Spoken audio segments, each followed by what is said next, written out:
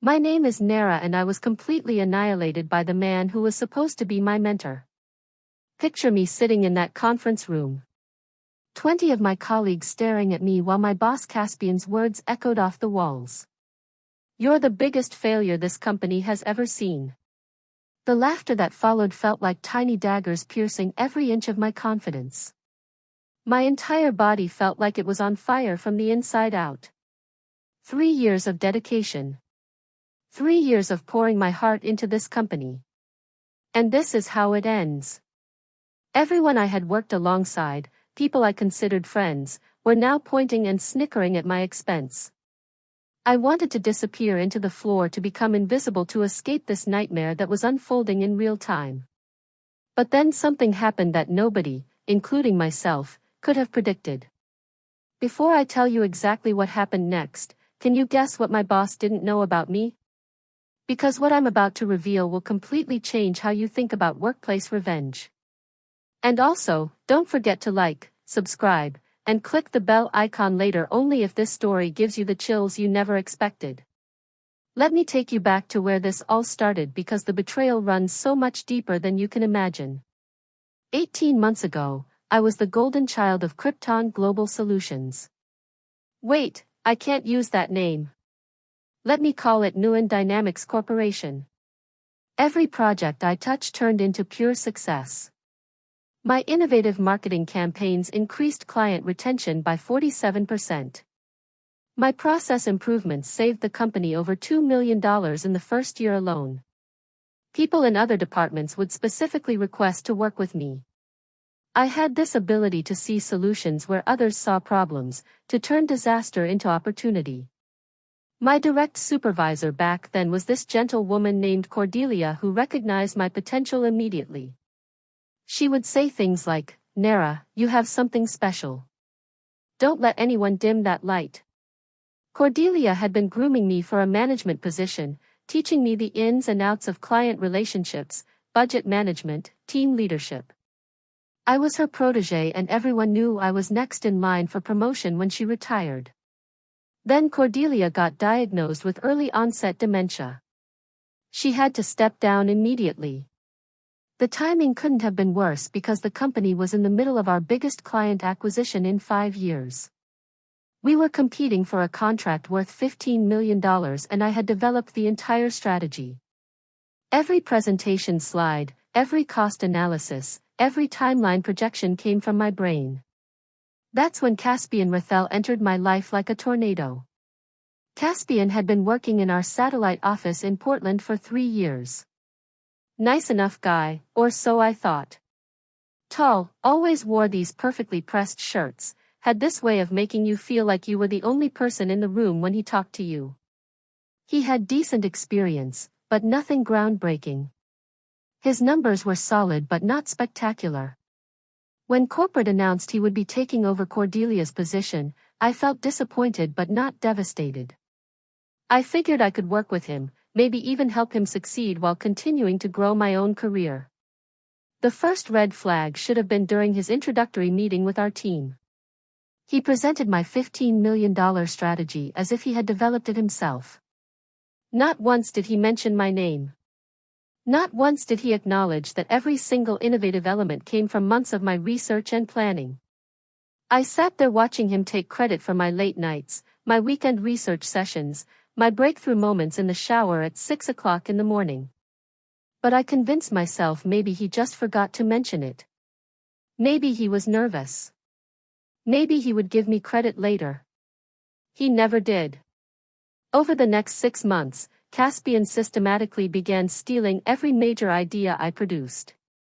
I would send him detailed proposals in our Monday morning meetings, and by Thursday, he would be presenting them to upper management as his own brilliant insights. When I tried to speak up, he would interrupt me with things like, "Actually, Nara, I think what you're trying to say is," and then proceed to repeat my exact words back to me as if he was clarifying my confused thoughts. The worst part wasn't even the theft itself. It was watching him get praised for my creativity while simultaneously criticizing my performance in front of others. He would say things like, "Nara struggles with big picture thinking right after implementing my big picture strategies." Or, she needs to work on her presentation skills while using the exact presentation techniques I had taught him during our one-on-one meetings. I started documenting everything. Every email, every meeting note, every timestamp of when I submitted ideas versus when he presented them. I thought maybe I could build a case, prove what was happening. But Caspian was smart. He never put the theft in writing. Everything happened in verbal conversations, in closed-door meetings, in casual hallway discussions where there were no witnesses. Meanwhile, my official performance reviews started declining. Caspian would write things like, shows potential but lacks leadership initiative and needs improvement in innovative thinking. The same innovative thinking he was stealing and getting promoted for. I felt like I was losing my mind. Was I imagining this? Was I being paranoid? But then I started paying closer attention to his patterns and I realized something crucial. Caspian was completely dependent on my ideas. Without my creativity feeding his success, he had absolutely nothing original to offer. That's when I decided to run an experiment. I started submitting mediocre work. Not terrible enough to get fired, but bland enough to be forgettable. When he asked for my input on projects, I would offer safe, conventional suggestions that any average employee could have thought of. I stopped staying late to perfect my proposals. I stopped researching innovative solutions. I stopped being the creative powerhouse he had been relying on. The results were immediate and devastating for him. His next presentation to the executive team was a complete disaster. Without my insights to steal, he had nothing but generic corporate speak and recycled ideas from our competitors. The client we had been courting for months walked away because our proposal lacked originality. 3 team members requested transfers to other departments because they were tired of his inconsistent leadership. But while I was deliberately tanking my visible performance, I was secretly building something much bigger. I had noticed that our CEO, Thaddeus Blackstone, had an open-door policy for employees with genuine company improvement ideas. Most people were too intimidated to approach him directly, but I wasn't most people. I started requesting 15-minute meetings with him under the guise of discussing operational efficiency initiatives. During these meetings, I presented him with real solutions, game-changing strategies for market expansion, revolutionary approaches to client retention, detailed plans for streamlining our supply chain that could save millions. I never mentioned Caspian, never complained about my situation. I simply demonstrated my true capabilities while letting Caspian destroy his own credibility through his increasingly desperate attempts to compensate for his lack of original ideas. Thaddeus was impressed, more than impressed. He started scheduling longer meetings with me. He began asking for my input on major company decisions. He would say things like, "Nara, you have a mind for business that reminds me of myself at your age." 3 weeks ago, he told me something that made my heart race. "I've been watching your work, and I think you're ready for a bigger platform. I want you to present your 5-year growth strategy to our board of directors." The board presentation, the holy grail of corporate advancement, the opportunity that could catapult my career into the stratosphere. But here's what made it perfect. That scheduled the board presentation for the same day as our quarterly team meeting. The same meeting where Caspian had been planning to publicly humiliate me for my recent poor performance. So there I was sitting in that conference room listening to Caspian systematically tear apart my character in front of everyone I worked with. He had prepared this whole speech about accountability and how some people just aren't cut out for the demands of our industry. 20 pairs of eyes watching me like I was some kind of cautionary tale. Some people, Caspian continued, his voice getting louder with each word, refuse to take responsibility for their declining performance. They make excuses. They blame others. They lack the integrity to admit when they're simply not capable of meeting our standards. Every word felt like a physical assault. People were nodding along. Some were checking their phones like they were bored by my public execution. Others were whispering to each other, probably wondering how long before I got fired. Then Caspian delivered his final blow. You're the biggest failure this company has ever seen. The laughter that followed was the most humiliating sound I had ever heard. 20 people I had helped, people whose projects I had saved, people who had benefited from my ideas that Caspian had stolen, were laughing at my downfall. That's when the conference room door opened. Thaddeus Blackstone stepped inside, his eyes scanning the room until they found mine. The laughter died instantly as he walked directly toward me with purpose and confidence. "Sorry I'm late for our board presentation," he said, his voice carrying across the now silent room. You could have heard a pin drop. 20 faces went from amusement to confusion to absolute shock as they realized what was happening.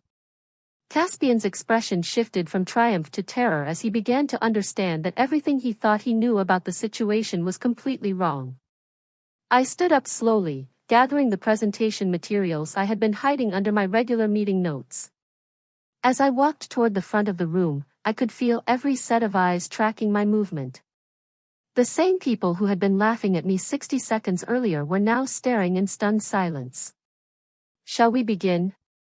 Thaddeus asked, taking a seat at the head of the conference table. What happened next was the most satisfying moment of my entire career. I began presenting the revolutionary 5-year growth strategy one had been developing during my secret meetings with Thaddeus. Every slide was perfection. Every financial projection was meticulously researched. Every innovative solution was genuinely original, born from my own creativity and strategic thinking. As I spoke, I watched Caspian's face transform from confusion to recognition to absolute horror as he realized what was really happening. This wasn't just a presentation. This was an interview. An interview for his job. The board members were asking detailed questions about implementation timelines, budget allocations, risk assessments. I answered every single question with confidence and precision because I had lived and breathed this strategy for months. This was my vision, my creation, my masterpiece. When I finished, the room erupted in applause. Not polite corporate clapping, but genuine enthusiasm for what they had just witnessed. Thaddeus stood up and shook my hand, saying loud enough for everyone to hear, "Nara, this is exactly the kind of visionary leadership our company needs moving forward." Then he turned to address the room. "I want everyone to know that Nara will be taking over as our new Director of Strategic Development effective immediately." The silence was deafening. 20 people who had been laughing at my failure were now witnessing my triumph. But the best part wasn't my promotion. The best part was watching Caspian realize that his own behavior had been the architect of his destruction. Every time he had publicly criticized my performance while privately stealing my ideas, he had been digging his own grave. Every time he had humiliated me in front of the team, he had been demonstrating his own lack of character to people who were watching more carefully than he realized. Every time he had taken credit for my work, he had been proving that without me, he had nothing to offer. Thaddeus continued. "Caspian, I'll need to see you in my office after this meeting to discuss your transition to a different role within the company." Different role, corporate speak for demotion or termination. As people began filing out of the conference room, several of my colleagues approached me with congratulations and apologies. They had witnessed the injustice but hadn't known how to address it. Now they were seeing the full picture, understanding that my recent poor performance had been strategic rather than authentic. But I wasn't finished yet.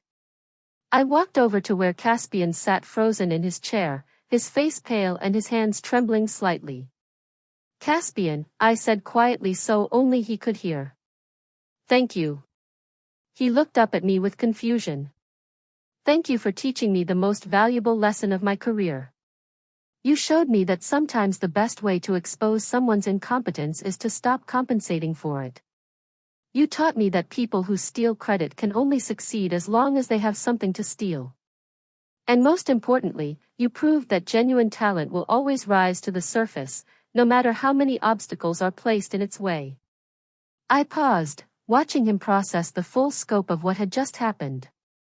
"You destroyed your own career by trying to destroy mine. And you never even realized I was deliberately handing you the rope."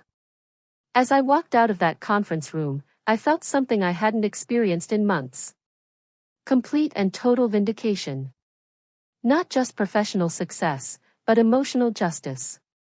Caspian had tried to break me, to humiliate me, to steal my future. Instead, he had inadvertently orchestrated his own downfall while elevating me to exactly where I belonged. The revenge wasn't just about getting his job. It was about proving that integrity and genuine talent will always triumph over theft and manipulation. It was about showing everyone in that room that the person they had been laughing at was actually the person they should have been respecting all along. But the story doesn't end there, because what happened over the next few days revealed just how deep the betrayal had really gone. 3 days after my promotion, I was cleaning out my old desk when I discovered something that made my entire body go numb with rage. Hidden in the back of my filing cabinet, underneath a stack of old quarterly reports, I found a folder I had never seen before. Inside were photocopies of every single email I had ever sent to Caspian with my ideas, my strategies, my innovations. But these weren't just copies. They were annotated in his handwriting with notes like, "Present this as my concept at Friday meeting and remove Nara's name from attribution and claim this came from Portland office research." He had been systematically documenting his theft, creating a paper trail of his own criminal behavior. But why would someone keep evidence of their own wrongdoing? I kept digging through the folder and found something even more disturbing. There were printed screenshots of text messages between Caspian and someone named Derek M. discussing me specifically. The messages made my skin crawl. "She's too smart for her own good. Need to discredit her before she figures out what's happening. Just keep taking her ideas and making her look incompetent. Eventually, she'll quit or get fired. The beauty is she can't prove anything. It's all verbal theft." Derek Morrison, our head of human resources. My promotion suddenly felt hollow. This wasn't just about one corrupt manager stealing credit. This was a coordinated campaign to destroy my career, involving multiple people in positions of power. I photographed every single document with my phone, then carefully returned everything to exactly how I found it. My hands were shaking as I realized the scope of what I had stumbled upon. That evening, I called my older brother, Kai, who happens to be an employment attorney in Seattle. I sent him the photos and waited while he reviewed everything. "Nara," he said after 20 minutes. "This is a textbook case of workplace harassment, discrimination, and intellectual property theft. You could sue this company for millions and probably win." But something inside me resisted the idea of a lawsuit. Legal battles take years. They drain your energy and your bank account. They turn you into a victim forever defined by what someone else did to you. I wanted something more immediate, more personal, more devastating to the people who had tried to devastate me. I wanted them to destroy themselves just like Caspian had. So, I developed a different plan. The next morning, I requested a meeting with Thaddeus under the pretense of discussing my transition into the new role. But what I really wanted was to understand the company's internal power structure better. During our conversation, I casually mentioned that I was interested in learning more about our human resources policies and procedures. "Derek Morrison would be the person to speak with about that," Thaddeus said, "though between you and me, I've been concerned about some inconsistencies in his department lately." Inconsistencies? That was interesting. What kind of inconsistencies? I asked, trying to sound like I was just making conversation. Thaddeus hesitated, then leaned forward. "Several high-performing employees have left the company over the past year, all citing concerns about management support and career development. When I reviewed their performance records, their numbers were excellent right up until their last few months when suddenly everything declined dramatically. It's a pattern that doesn't make sense to me." My heart started racing. "Have you noticed this pattern with any specific managers?" "Well, most of these employees worked under Caspian at some point, but Derek assured me it was just coincidence. Said some people simply can't handle increased responsibility." Derek had been covering for Caspian, protecting him, enabling him to continue his systematic destruction of talented employees. I spent the next week quietly investigating those former employees who had left the company. Using LinkedIn and professional networking, I reached out to 5 people who had worked under Caspian before transferring or quitting. Their stories were heartbreakingly similar to mine. Amelia Chen had developed an innovative client communication system that increased satisfaction scores by 30%. Caspian took credit for it, then began criticizing her attention to detail until she requested a transfer to a different department with lower pay. Marcus Rivera had created a cost reduction strategy that saved the company $800,000 annually. Caspian presented it to executives as his own idea, then started writing negative performance reviews, claiming Marcus lacked strategic thinking. Olivia Santos had designed an employee training program that reduced onboarding time by 40% and increased retention by 25%. Caspian implemented it company-wide under his name, then began spreading rumors that Olivia was difficult to work with until she eventually quit. Every single person had the same experience: create something valuable, watch Caspian steal credit, endure systematic harassment designed to make them quit or transfer. And in every case, Derek Morrison had documented their declining performance while ignoring their complaints about Caspian's behavior. I realized I was looking at a criminal enterprise disguised as corporate management. But here's what Caspian and Derek didn't know. Thaddeus had been watching much more carefully than they realized. During my next meeting with Thaddeus, I decided to take a calculated risk.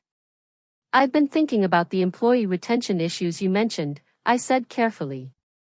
"I'd love to do some research into what might be causing talented people to leave."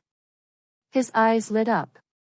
"Actually, I've been hoping someone would take initiative on that exact issue." "What did you have in mind?" "Well, I thought I might reach out to some former employees, get their perspective on what could have been done differently to keep them here." Thaddeus nodded enthusiastically. "Excellent idea. I'll give you access to exit interview records and contact information. Derek Morrison keeps all that documentation." "Perfect." I scheduled a meeting with Derek under the pretense of accessing those employee records. When I walked into his office, I immediately understood why he and Caspian worked so well together. Derek had the same oily charm, the same way of making you feel like he was doing you a personal favor by doing his job. "Of course, I can help you with that research," he said, pulling up files on his computer. Though I should mention most of these employees left for personal reasons rather than anything work-related. As he scrolled through the records, I noticed something interesting. Every exit interview for former Caspian employees had been conducted by Derek himself, and every single one cited personal reasons or better opportunities elsewhere rather than any specific complaints about management. But I also noticed something else. Derek's computer screen showed his email inbox, and I could see several messages from Caspian marked as high priority. All sent within the past week. "Derek," I said casually, "I'm curious about something. When employees make complaints about their managers, what's the typical process for investigating those concerns?" His smile faltered slightly. "Well, we take all complaints seriously, of course, but we have to be careful not to create unnecessary workplace drama based on personality conflicts." Personality conflicts. That's what he called systematic theft and harassment. Have there been many complaints about management in Caspian's department specifically? "Not really," Derek said quickly. "Caspian runs a tight ship. Some people just can't handle high standards." He was lying, and I could see it in his eyes. But I had what I needed. That evening, I called each of the former employees I had contacted earlier. This time, I asked them a specific question: did they ever file formal complaints about Caspian's behavior with human resources? Every single one said yes. Detailed complaints, documented incidents, requests for investigation. Derek had buried every single complaint and lied to Thaddeus about it. I now had enough evidence to destroy both Caspian and Derek, but I wanted to be strategic about it. A direct accusation would put them on the defensive and give them time to cover their tracks. Instead, I decided to let them destroy each other. I started leaving subtle hints with Thaddeus about inconsistencies I was noticing in the employee retention research. Nothing direct, just observations that made him start asking his own questions. Meanwhile, I began a delicate psychological operation with Caspian and Derek. Caspian was already paranoid about his job security after my promotion. So, I started feeding that paranoia. During casual conversations, I would mention things like, Thaddeus was asking interesting questions about employee satisfaction in your old department, or, Derek seemed nervous when I was reviewing those exit interview records. With Derek, I took a different approach. I started suggesting that Caspian might be trying to blame him for the employee retention problems. Caspian mentioned that HR policies might need to be updated to better support high-performing employees, I would say, watching Derek's face tighten with concern. Within 2 weeks, their alliance began cracking. Caspian started sending increasingly frantic emails to Derek, which I knew about because Derek's assistant, Priya, had become friendly with me after my promotion. Priya mentioned that Derek seemed stressed about something and was working late reviewing old employee files. Derek, meanwhile, began distancing himself from Caspian. When Thaddeus asked him direct questions about specific former employees, Derek started providing information that contradicted his earlier claims about their reasons for leaving. The beautiful thing about criminals is that they usually have no honor among themselves. When pressure builds, they turn on each other to save themselves. The breaking point came during a routine management meeting 3 weeks after my promotion. Thaddeus had invited me to observe as part of my leadership development, and the agenda included a discussion about employee retention strategies. When Thaddeus brought up the concerning pattern of talented employees leaving Caspian's department, Derek immediately threw Caspian under the bus. "I've been worried about that pattern, too," Derek said. Several former employees did express concerns about management style and recognition during their exit interviews. Caspian's face went white. "That's not what you told me before. You said they all left for personal reasons." "I was trying to protect your feelings," Derek replied smoothly. "But since we're discussing it openly, I think we need to address some legitimate concerns that were raised." "What concerns?" Thaddeus asked, his voice sharp with interest. Derek pulled out a file I had never seen before. "Well, there were allegations about idea attribution, public criticism of employees, and general management approach." Caspian stood up so fast his chair rolled backward. "You told me you had handled those complaints. You said they were just personality conflicts." "I never said that," Derek lied effortlessly. "I said we needed to document everything carefully before taking action." That's when I realized Derek had been keeping detailed records of everything all along, not to protect Caspian, but to protect himself. He had been documenting Caspian's crimes so he could throw him under the bus if necessary. But Derek had made one crucial mistake. He assumed that Caspian was too stupid to have kept his own evidence. Caspian reached into his briefcase and pulled out his phone. "Really, Derek? Because I have text messages where you specifically told me to keep taking credit for employee ideas because it would make them quit faster." The room went completely silent. Thaddeus looked back and forth between them, his expression darkening with each passing second. "Are you telling me," Thaddeus said slowly, "that both of you have been deliberately sabotaging our employees?" That's when they both started talking at once, each trying to blame the other. Each revealing more evidence of their conspiracy with every word. I sat there watching two grown men destroy each other in real time, exposing years of systematic employee abuse while trying to save their own careers. Within an hour, both Caspian and Derek were escorted out of the building by security. But my revenge still wasn't complete. The next day, I received a call from our company's legal department. Apparently, the evidence that had emerged during that meeting was serious enough to warrant a full internal investigation. They wanted to interview me as a potential witness.